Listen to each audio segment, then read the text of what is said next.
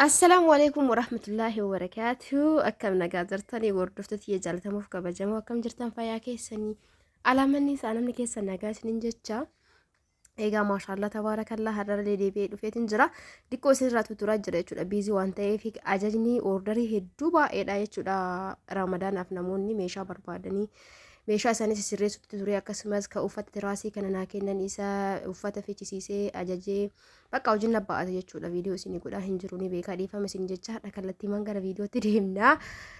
Sisteriin tiyya na gargaari jedheeni viidiyoo jalqabdee eegas booda jidduumatti bakka sabni akka keetisanitti hin haasa'u jettee eegas sagalee irrattidha jechuudha.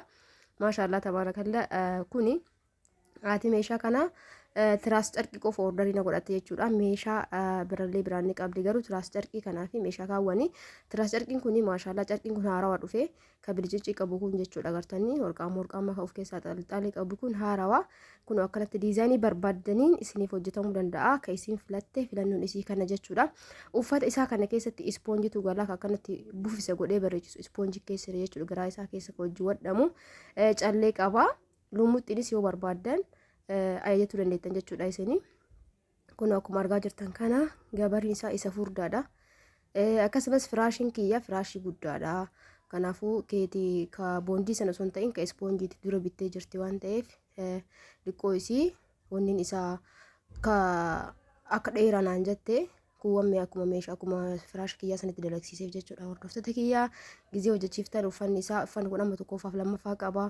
Akkasumas gabariin jalaan galu tokkoffaaf lammaffaa qaba. Meeshaan tokkoffaaf lammaffaa qaba. Wanni bitanis wanni hojjechiisan illee jechuudha. Kuni haala kanaan tiraasii 12 fi carqee firaashii immoo firee 3tti hojjechiifee jira. Kan isinumatti agarsiisuuf kiyyumatti uffise jechuudha. Kun akkuma argaa jirtan kana fakkaata. Namoonni barbaadan uffata barbaadaniin ammayyaa waanis ta'uu danda'a. Ammayyaa jechuun diizaayinii amma dhufeenis ka duraanittinis akka filannoo keessaniiti. Isiif akkanatti eega hojjechiiseen booda biratti uffata hawwata akkasumas abbaa keenyaaf uffata nama gurguddaaf ordarii godhatan dheengadda isinii waraabee ture. Namni baay'een keessaan viidiyoo sanii irratti himee moonni nuuf jedhu gatii nuu himii warri jettan egaa gatii isaa san hanga dhumatti dhageeffadha.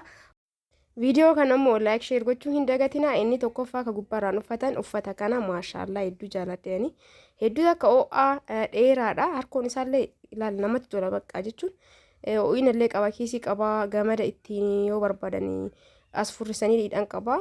Duubni isaallee kunoo kana fakkaata akka gadhumaa akkasiin mul'atuuf akkanatti waraabutti jira. Itti uffachisiise kunoo kana fakkaata jechuudha. Wanni isinitti jiru.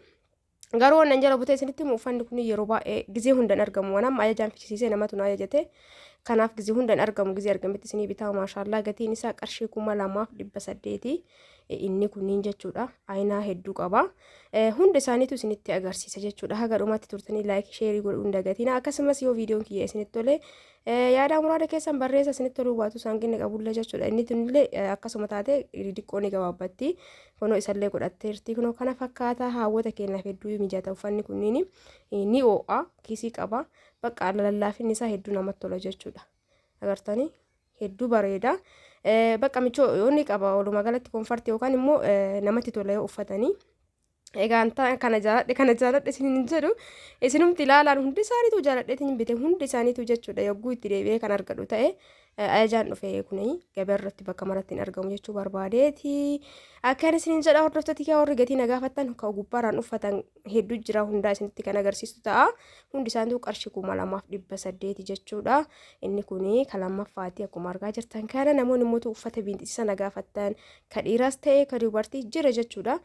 Uffanni biinxisaan dhiiraa fakkeenyaaf nama tokko meetira 3 waan akka beekutti. Uffanni kun meetiraan gurgurama. Miree gatii isaa meetiraani. Kanaafuu isin ka barbaadan ka sadarkaa olaanaa barbaadanii ka jiddu galeessaa barbaadanii ka gadi aanaa barbaade akka filannoo keessaniitti ni jira jechuudha.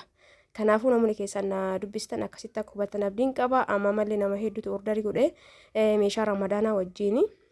Amamaan illee aynaa 3tti jira. 3 nu bitee jira isinitti agarsiisa. Inni kunis hedduu bareeda kunuun argitan jedheeti yaada. Uffanni nama bite kunniin hundi isaa tokko gubbarraa hin oo'a jechuudha. Keessattuu bakka qurraatiif baay'ee akka mijataadha. Kun amma bakka qalallee ka jedhee hagas marallee furdaa akkasiitillee miti. Bakka hundi isaaniitu lallaafa haga tokko yabbinne qabanii baay'ees namatti tolan jechuudha. Waan barbaadan kam gubbarraa yoo uffatan hawwanni keenya hedduu waan namatti tolu. itti aansee mootuu ilaala kunillee jira. Haga ammaa kama gubbarraan uffatan qofa isinitti agarsiisutti jira. Maaliif hedduu baay'ee waan ta'eef isin immoo ka barbaadan iskiriinshotii godhachuudhaan harmee teessanii ilaala. Buna sukkaara teemira wajjin kootii kan akkasumas shaarbii dheengaddaan bite sanniin tokko tokko ta'ee lama ta'ee biraan osoo keettanii fi maashaallah tabaarakallaa hedduu jaalatan jechuudha. Hawwatiin kenna kootiiwwan kanneen.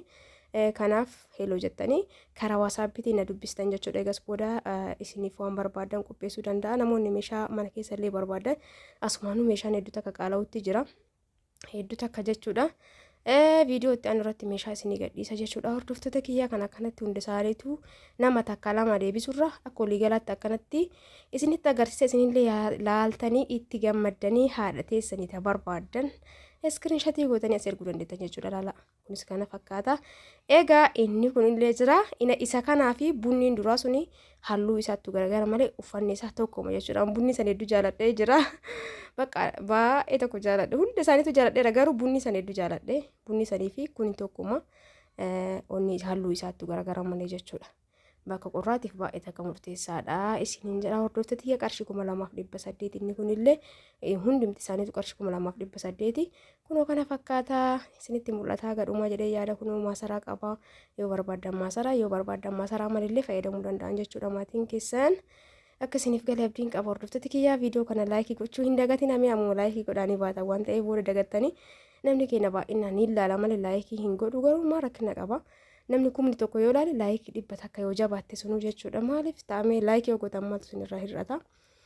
Egaa yoo balleesse dhiifama namni waan itti tole laayikii godha waan ta'eef jechuudha. Tarii isinitti dha'uu danda'a.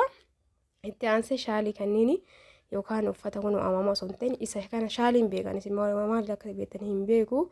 Inni kunis waaw maashaallah hedduu bareeda. Kanan bite kuni ka Indiyaati jechuudha. Wanni isaa garagara maarkiin isaa kunoo kun ka Indiyaati. Isinitti agarsiisa sirriitti garanaani.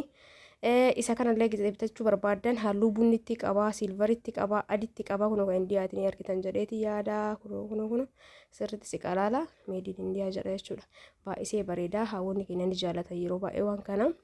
Kanaaf warri gatii jettan kuni kunoo akkuma argaa jirtan kana baay'ee guddaa. Diqqoo illee ni jira kanaa gadi jechuudha. Inni kun isa guddaadha. Qarshii 1200 gurguramaa isiniin jira hordoftoota kiyya kun kana fakkaata maashaallah. Qarshii 800 fi 900 tokko illee ni jira jechuun ka diqqoo kanaa gadi.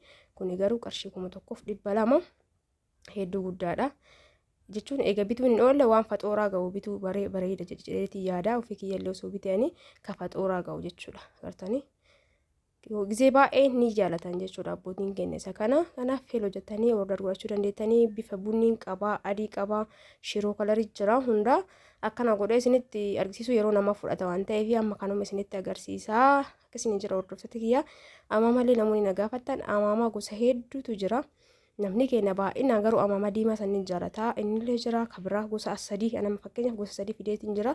Sadiinuus yoo barbaadan bitutuu dandeettan jechuudha abbaa keessanii. Amama 3 jechuun birrii xiqqoo waan ta'eef amamaanii yoo barbaadan immoo ka barbaadan hundaaf isinitti agarsiisa. Amamallee jechuudha gosa kam akka ta'e kunoo agartanii shaaliin kun bunniin jira, irsaas kalariin jira, adiin jira, halluu 3 jira. Onoraala ana kaan mana bira jiru halluu 3 shiroo kalarillee ni jira garuu akkasuma raamtiin ni jedheetiin hin finne. Amama immoo maashaallah kunoo isiin tun jirti laaftudha. Qumatiin isaa hundi isaaniitu tokko garuu laala lama tanaan hojii lama kanallee isinitti agarsiisa hiikee kunoo akkuma argitan kana. Maarkiin isaanii garagara jechuudha biyyoota garagaraatti irraa seenan. Amamaan kunniin hangaruu kamadoonni bitee kan Indiyaati kunis isinitti agarsiisan jechuudha. Kun agartanii kan Indiyaati kunillee jechuudha hordoftoota kiyyaa. Inni kun bal'allee furdallee jechuudha. Jajjabinallee sirriitti qaba. Boora fakkaatu tuni jajjabinni ma qabdi carqoomni si hin laafti beektanii bakka laaftu wayiiti. Inni kuni bareeda hedduu isaa hunduu bareeduma bakka garuu carqooma isaa taaluu laaltanii isin qonni lallaafti namatti. Inni kun immoo jajjabina qabaa isiniin jedha. Kun agartanii isa kana. Inni kun qarshii 900 amamaan kun jechuudha. Kanumaan ta'e immoo kan 650 mallee jira. Isin filannoo keessan jechuudha. Akka gabaa irra jiru isinitti himee malee ofii kiyyaan binnisanii kan 900 kun isa kana jechuudha. Kun 900 kanuma ta'ee saayiziin isaa diqqoo kanarra diqqaatu qarshii 750 akkasiin jira. garuu eegbituu ni ilaala kana cabsaniitu bal'aadha agartanii hedduu bal'aadha bareeda jechuudha jabinas qaba waan ta'eef kanaas bareedaa kun akkanis ni jedha kun qarshii 999 boorri sunniin qarshii 650 kun immootu gatiin isaa hundarraa diqqoo lashiidha kun garuu bal'inni illee akkuma kaawwanitti qabaa kana fakkaata qarshii 550 inni kun